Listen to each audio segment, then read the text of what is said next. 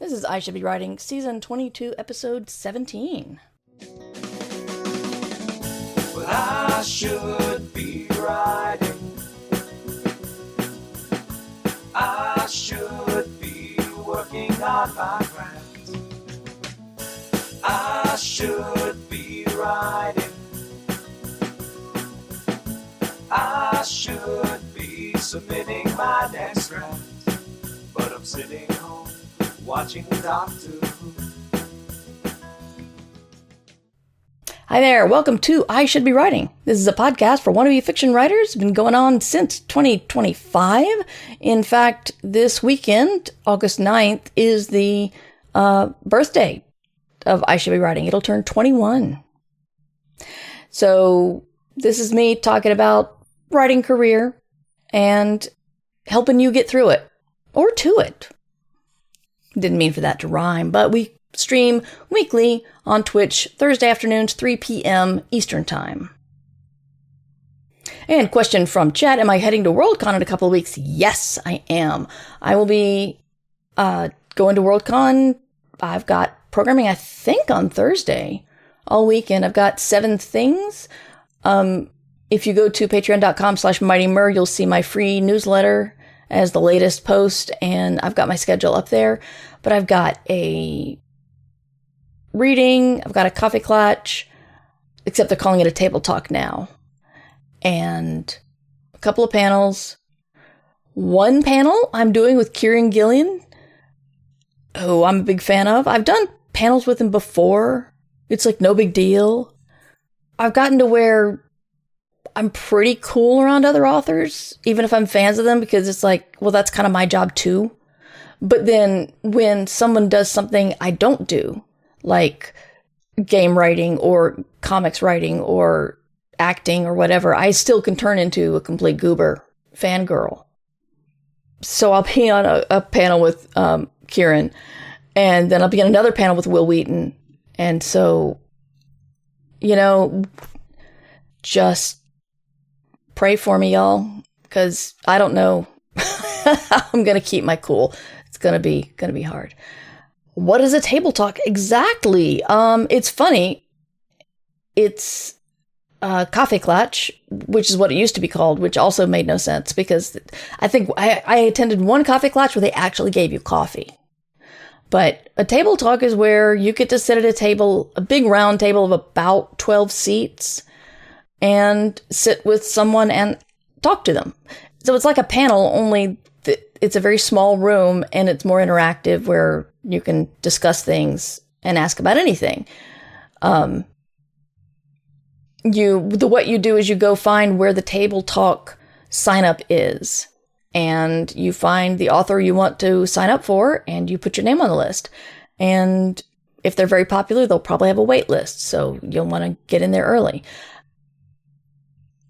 Table talk is a lot like a reading for me personally, because I have been to readings that have been full. I've had signing lines that have been long, and I've had table talks with a wait list. I have also had readings that have been mostly empty, no signing line, and empty table talks. And this has not gone in this has not been steady like through my career. Like I could have, a couple of years ago, I had really long signing line, and then I signed maybe 2 or 3 things at the last con I went to.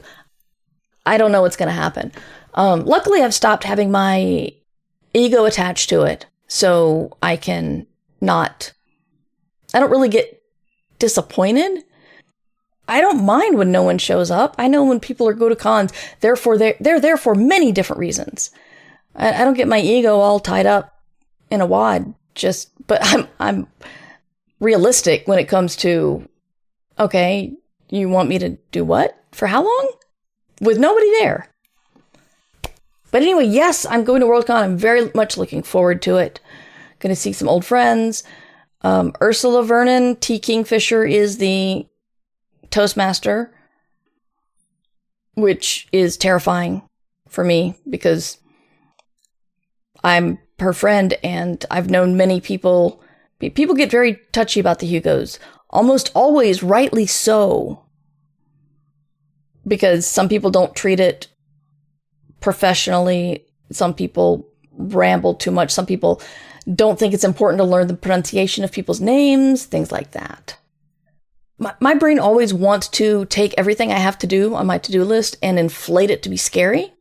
So when I'm finishing a book, I'm thinking I'll be able to focus on everything else because I'll have the book done and I can relax and just take on this other stuff. And I won't have anything stressing me out. So when I'm done with the book, my brain looks at the other things I have to do, which is not that much compared to writing a book. And then it's like, oh my God, I have so much to do. And I'm like, I don't necessarily. This is workable. But getting my brain in shape to actually do it has been the irritating thing. But I did finish the story I started last week. It's the first draft, I think it needs some work, but I'm pretty happy with it. I did what I wanted to get done. I don't write short very often, so that's why I'm very hesitant about it. You are always my first visit when my life settles down to get me to start thinking about writing. Thank you, Seed. Any good tips on stepping into a manuscript after a long break? Okay, so yes. First, read it. If the draft is unfinished, you need to read it. Second, if you don't know where you were going, and I'm speaking this 100% from experience. You may not be experiencing these things, but this is what I've experienced. If you pick it up and you read it and you don't know where you were going, that's okay. Remember, this is not set in stone. It's not even set in your mind, clearly. So if you go in another direction and you know it wasn't the one you initially intended on, it doesn't matter because it's your book or your project. So if you can't remember where you were going with it, choose something else. No one's going to know. In my first book, I ended a chapter with someone knocking at the door, and life and crap got in the way. I had a toddler at the time, and I remember I picked up the book like a couple of months later, and I'm like, I have no idea who's at the door. No clue. Didn't know who was at the door, didn't know what they were there to say, didn't know what would take the story. No clue. So be a little kind to yourself. If you still can't get into it, don't be afraid to start something new. I think one of the things younger or beginning writers don't allow themselves is you can put down a project and come back to it. No one's going to say, you have to finish this story now or never again. Just if it's not working for you, put it down and try something else. Don't fall into the trap of anytime something gets hard, putting it down and starting something new. That's a different situation. But I'm saying if you're going back to something you haven't been looking at in a while and you feel you can't get into it, then just put it down. Start something else. You'll get your brain moving creatively, and then you'll be able to maybe go back to where you wanted to go with the first project. But remember that the goal is to write. If you are too hard on yourself about the first project, if you are confused about the first project and let that slow you down, none of that is good. So pick up the project, read it. If you knew where you were going, then write. If you didn't know where you're going, guess. And if you really don't know, put it down and start something new. Underpope asks, how do I learn how to write exciting and adrenaline-fueled action scenes? Okay, well, here's the deal. This is something I still struggle with. Not the action scenes, but any scene that evokes an emotion, like excitement or sexual energy or tension or mystery. That's key. First, remember that you know what's going on. You know what's going to happen. And writing is slower than reading. When you're writing the scene, it's crawling along. You may stop, rethink an earlier word, decide to let spell check fix the time you misspelled unimportant, and then you get back to it. And you are experiencing the scene at a very slow rate, and you don't think about the fact that someone who doesn't know what's going to happen will be reading this at a different speed. So you can't really be hard on yourself for that. Secondly, I always forget to do this, I think, because I like to read just to enjoy reading, and I usually don't read with the intent on learning. The learning happens, back brain, I'm sure. I think whenever I come up with how do I do this scene, I forget the obvious thing, which is go find someone else who did it and see how it worked. I remember the first time I had to write a book 2. It was a Ghost Train to New Orleans. I did not know how to sum everything up in the first chapter. And so I picked up Carrie Vaughn's Kitty book number 2. She's got a series of werewolf DJ books. And I really was enjoying them at the time. So I picked up book 2 specifically to read through and mark what she told at the beginning of the chapter that was from the previous book and what she told to set up the new book and how that worked. So you can also do that. Just check out another book that you know when you read it, it excited you. If I need to remember that one of the best tense scenes I've ever read was in China Miéville's The Scar, when The Scar is about a city of ships that is trying to pull through, like basically make a big hole in reality to pull through a sea monster big enough to pull the city of ships. So they'll get to wander around. How they planned on steering it, I don't remember. But the most tense scene was something was wrong with the fish, so they sent somebody down in a diving bell. So it's dark, it's claustrophobic, they're trying to figure out what's going on, and I remember being so tense in that scene, reading it. See what others have done, see what has created an emotion in you. I mean, I feel like I'm always rereading some Stephen King book. It's like my comfort read. But there's some scenes where he'll go into the details. And I don't know if it's for pacing or if it's for backstory building or what, but somebody crawling through a basement window and going into an unknown house. It's not even haunted. It's like there's nothing, you don't even anticipate something scary happening. You just know it's the normal tension of breaking into someone's house. He goes at it at a detail that I never think to. And I knew if I did it, I'd be thinking, this is boring. I want to get to the fun stuff. But King knows to lay it out. And that I'm going to be reading it at a different speed. Look to what books you like have done. And then I want to say the book is called Write the Fight Right. That should help you on some action stuff. And of course, if you're doing sword fighting, as you say you are, make sure you get the language correct regarding the sword, its weight, single blade, or is it sharp on both sides, all that stuff, because someone will point their fingers if you get it wrong. Thank you, Kids Are Asleep. AlanBaxter.com.au. Yeah, my book's Write Fight. That's WRITE. I'll put a link in the show notes if you're listening to this later. Speaking of books about craft, I am reading Page 1 to Done by Jessica Brody. I'm getting into that now.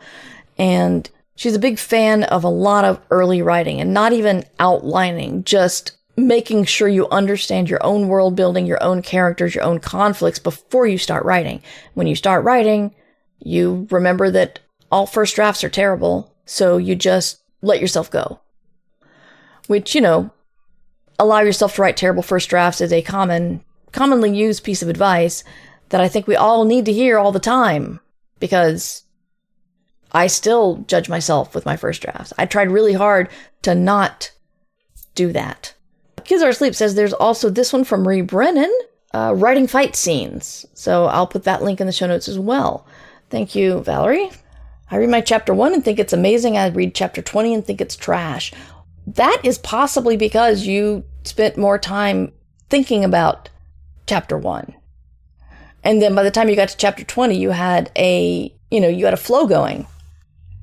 But you didn't work that hard on it as you did chapter 1 to set everything up. Or else maybe you should just allow yourself to finish it and then look at the whole thing as one big thing to edit. The 50% mark is where I often get the bad feels. Yeah. I just get a lot of questioning. So much questioning. I think the 50% mark is when you get deep enough in going, if I go further, then I'm really committing to this. And if it's not good, then that's just even more wasted time. Whereas if you turn around now, it's probably okay. You can fix it. What else was I was going to talk about notebooks. I have a stupid problem. And I know it's stupid, and I still have it. So I have a lot of notebooks. Every writer does, I know. But the thing is, I can't settle on which ones to use when. Because I have done the irresponsible thing and purchased several good holders. Good notebook covers. Like this is the Roterfaden Taschenbegleiter. And I love it. It's great. It's just like you spend money on the actual folder and then you just buy inexpensive notebooks to put inside. But then ideally, I would use that for everything because I've got a number of notebooks. I can have one for my, diary, my planner, and then one for anything else. But I also want to keep a small one in my purse. So I've got a small traveler's cover that I put little notebooks in so I can keep that in my purse when I need it. And then talked about this a couple of years ago when Grant Baciocco did a YouTube video on the creative journal that Jim Henson kept. And I'm thinking, I'll do one of them too. And so that's the third one. The fourth one is the 5-year diary that I bought and that's just designed so you just write a couple of words down for every year, for every day and every year. And then you start, after you're done in December, you start at the beginning again and go down to the next year. And now I'm on year 3, and it's really interesting to see what was happening on this day years ago. I think the biggest problem is that, except maybe the creativity journal, all of these need to be different notebooks. I can't carry around my 5-year notebook that sits by my bed, and I can't fit the Roterfaden Taschenbegleiter in my purse because it's huge. Even as I'm trying to condense my notes, because my notes are everywhere. I want to write something down. I find a piece of paper. I don't get my notebook. I just find the nearest piece of paper so I can write it down. But then I just thought these notebooks have different uses. So how do I use them all, or how do I condense them? I don't know. I don't know the answer. And it feels kind of dumb because it feels like this is a very easy problem, but I don't know what the answer is. So I guess it's not an easy problem to fix. I have like 3 notebooks that are labeled the edit notes, my latest book that I just edited. 3. And they're not full. I just picked up one and thought, this is going to be the edit notebook, and then forgot or lost it. I don't know. So I picked up another one and said, this one. And still most of the notes are on pieces of legal paper that I tore out. So it's just, I've gone past the problem that most people have of, well, I can't make the journal pretty, so I don't want to write in it. I've gone past that. I've mastered that problem. But I still have problems figuring out how to use certain things and when. I just stopped getting the Hobonichi Planner because it had so many different layouts in one planner, so many different layouts for your month and year and days that I'm like, okay, I'm using this for one thing and I'm using this one for my everyday, but then I've got these 2 over here. What am I supposed to do with them? And then I feel like I'm copying everything from the same thing from calendar to calendar in the same book. And I'm pretty sure that's not how you're supposed to do it either. And the worst thing is, I tried to look up guidance on how people set up their Hobonichi planners or whatever, and what they use all the things for. And all they want to show me is ways they've made them pretty. And while that's annoying, what it tells me is, I might be the only person who struggles with what to do with these pages because people either use them or they don't. There's no wrong way to do it. I think the only wrong way to do it is try to start something new and then forget about it, which is what I usually do. That's my notebook problem. I'm not proud. I'm just saying what it is.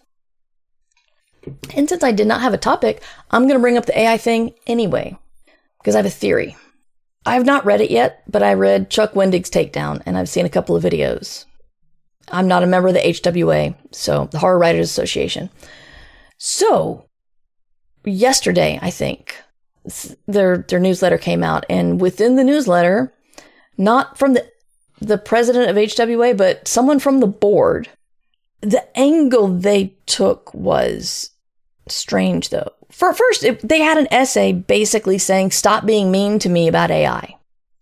It was called Gatekeepers. And I'm like, what gate is being kept? Gatekeepers is usually a term people use when they talk about editors and agents only allowing certain people to publish, which is not that big of a deal now because anybody can publish.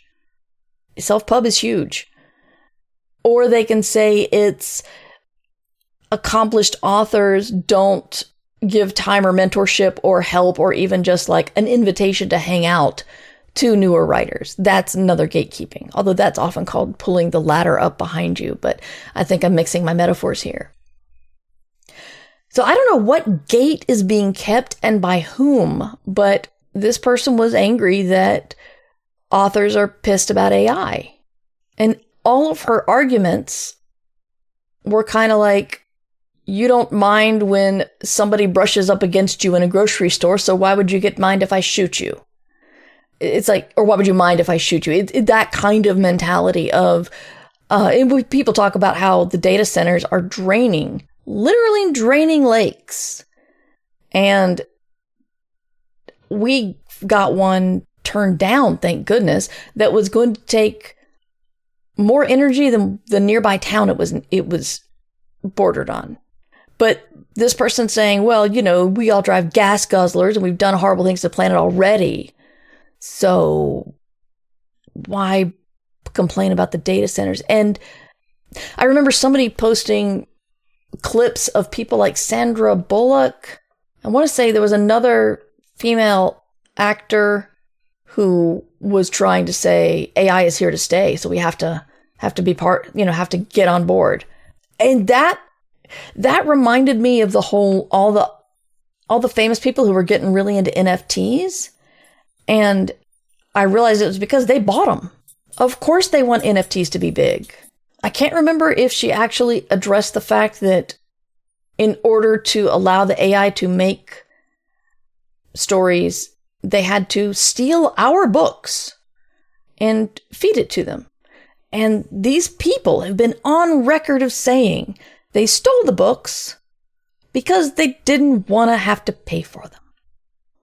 And when you're a tech bro, that's okay. It's like when you're a poor person and you steal something, you get thrown in jail. If you're a rich person and you steal something, it's called insider trading and you usually can get off.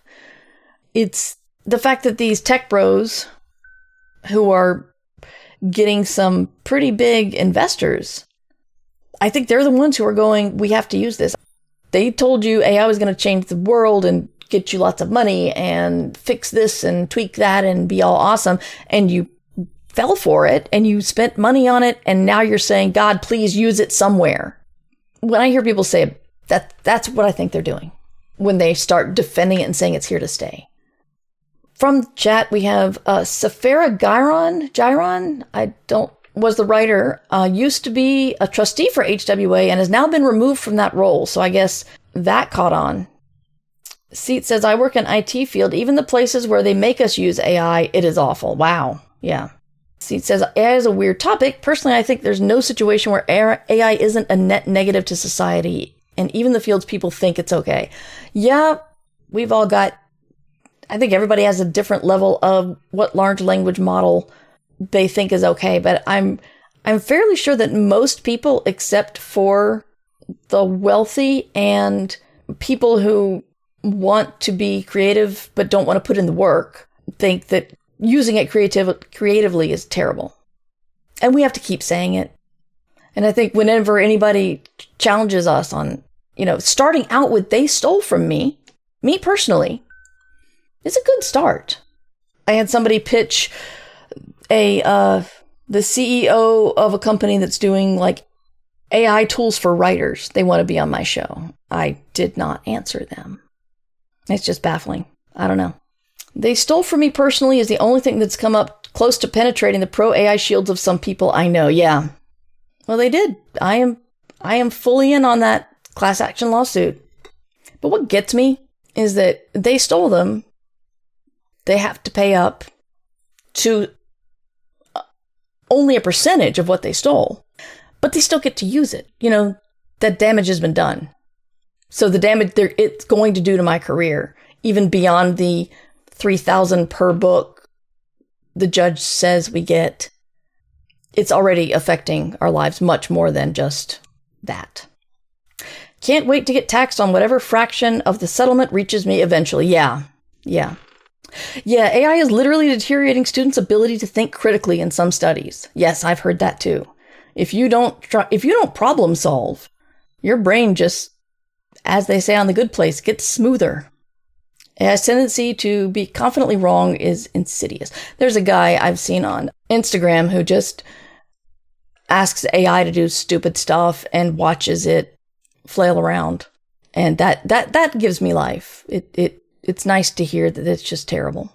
Kids Are Asleep says it is like they stole a bunch of cars, chopped them up, made new cars, then opened a car dealership. And then when they got sued about it, they don't have to close the dealership. Just pay the stolen car owners a few dollars. Yeah. I saw a cartoon of somebody going to a restaurant and ordering off the menu. And then when the food comes, they're like, I made that.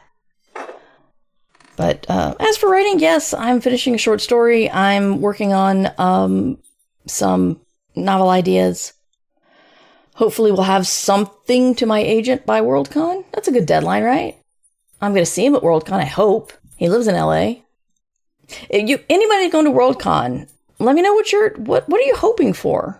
What are you looking for professionally at the con? Tell me that. Keitod says, where will the short story appear? I don't know. I have to submit it. So, and they have no obligation to buy it. So, who should go? Why? I've never been. Well, it's going to have a lot writers and editors and agents. And it's going to have, I assume it'll have more Hollywood people because it's in LA. First time, not sure what to hope for. Okay. If you want to meet authors, if you want to, as a fan, you can do that. You can schmooze with agents and editors. I'll probably do a follow-up on my usual convention schmoozing techniques before we go. There's BarCon, which says bar, but you don't have to drink. Nope. I don't know who judges people for drinking because I haven't seen anybody ever mind if someone orders a non-alcoholic drink. You go to BarCon to talk to other writers, talk to editors. I mean, just a lot of people in science fiction will be there. We'll be doing panels talking about all sorts of things regarding science fiction, TV, books. Those probably will be some focus on LA or California because that's what most Worldcons do. They like to bring in some sort of local flavor regarding fandom over the years. Lee Mago next year was in Montreal, especially since my niece is living there. Well, awesome. Yes. Science panels. Thank you, Underpope. Yes, it'll have science panels as well. I forget all the panels that I'm not involved in or want to see, but there will be science panels, art panels. There'll be talks about fandom. There'll be talks about, usually if something like Star Trek or Battlestar Galactica or Babylon 5 or something is coming up on an anniversary, there'll probably be some retrospectives of those. I'll be doing 2 live podcasts. I'll be doing a live Escape Pod and a live Ditch Diggers with Ursula. And the schedule is up and you can peruse it. That's true. Thank you. It's a good place to meet people. It's a good place to network. It's a good place to learn things. Seeing your favorite writer do a reading or meeting them after a panel is a big thrill. And meeting people who are your peers is great. That networking, you never know who among your peers is going to maybe take off, and then you'll know somebody who can take off so they can introduce you to people. And I'm not saying spend all of your friendships like they're one-on-one transactions, but networking is meeting people, being polite to them, learning about their profession, telling them about yours, and then maybe someday something good will come of that. I've been going because I enjoy the con. I enjoy being part of the World Science Fiction Society. I enjoy being part of the Hugo ceremonies, because if you are a member of Worldcon, you can vote for the Hugos. I think we can wrap it up. I appreciate you guys for asking questions and keeping me talking so I can actually have an episode. I can be found at merverse.com, which is where you can find links to all the stuff I do. I do live streaming on Twitch on Thursday afternoons at 3 p.m. Eastern Time when I talk about writing or the business sometimes. But I also do, every once in a while, I'll do a Ditch Diggers episode, which is more about the business, on Mondays at 3 p.m. with T. Kingfisher. We have not settled on a regular schedule, but we will be doing it next week. Yeah, if you want to support, you can support via Patreon at patreon.com/mightymur, where you can get access to our awesome Discord. You can get access to the 20 plus years of archives that we have. Some other stuff. I'm making up a lot of cool swag for Worldcon. I can't wait to show you guys. And, but I'll be there. Apparently, you can go to the Worldcon schedule and star things now. So if you feel like it, go in there and star whatever you want to see. Like, the live escape pod or my reading. That'd be cool. I'm not sure what it does. if bigger stars mean you come up on search. I don't know. I really don't. I don't know how somebody would come across. I don't know how stars would help somebody come across my panels when they wouldn't have otherwise. But I know the star system is there because we were all told to star our own stuff. So that's a thing. But thank you guys for everything and keeping me company. Thank you for listening if you're listening later. And get to work because you should be writing. Thank you for listening to I Should Be Writing, the longest running writing podcast in existence. This episode was made possible by the Fabulous, who support the podcast via Patreon or Substack. Join the Fabulous at patreon.com/mightymur or mightymur.substack.com. Theme music provided by John Anelio. Art provided by Numbers Ninja, and podcast hosting provided by Libsyn. This episode is released under Creative Commons Attribution Non-Commercial No Derivatives 4.0 license. You can find all of my books and podcasts at merverse.com. I should be writing. I should be submitting my next draft, but I'm sitting home watching the Doctor Who. I'm sitting home watching Doctor Who.